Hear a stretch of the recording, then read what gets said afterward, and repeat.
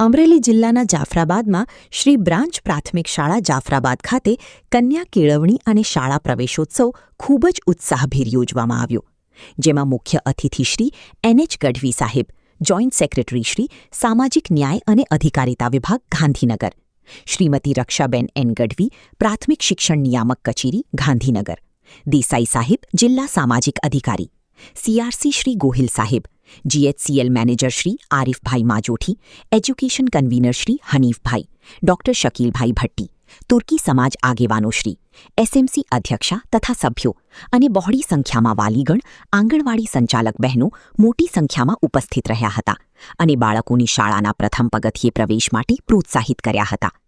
આ કાર્યક્રમ હેઠળ બાળકોને 100% પ્રવેશ આપવામાં આવ્યો અને સાથે કીટ વિતરણ અને ઇનામો આપવામાં આવ્યા, તેમજ વૃક્ષારોપણ અને સરકારશ્રી તરફથી પ્રાપ્ત થયેલ સ્ટીમ વિજ્ઞાન લેબનું ઉદ્ઘાટન મુખ્ય અતિથિ શ્રી ગઢવી સાહેબના વરદ હસ્તે કરવામાં આવ્યું. આવનાર અધિકારીશ્રીએ પણ શાળા તથા શિક્ષકો અને સામાજિક આગેવાનોને સુંદર કામગીરી બદલ ધન્યવાદ આપ્યા હતા. શાળા પ્રવેશોત્સવ 2026 નિમિત્તે રાજ્ય સરકાર દ્વારા અમને જાફરાબાદ તાલુકા ખાતે શાળા પ્રવેશોત્સવ ખાતે ભાગ લેવા માટે અત્રે મોકલવામાં આવેલ છે.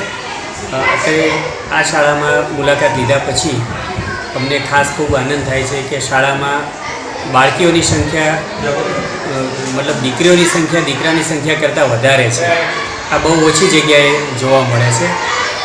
સાથે જે ગામના જે આગેવાનો છે, ગામની બહેનો છે, એ બધાનું અને શાળાના જે શિક્ષક જે છે એ લોકોની મહેનત દરેક બાબતમાં ખૂબ ઉત્તમ જણાય છે.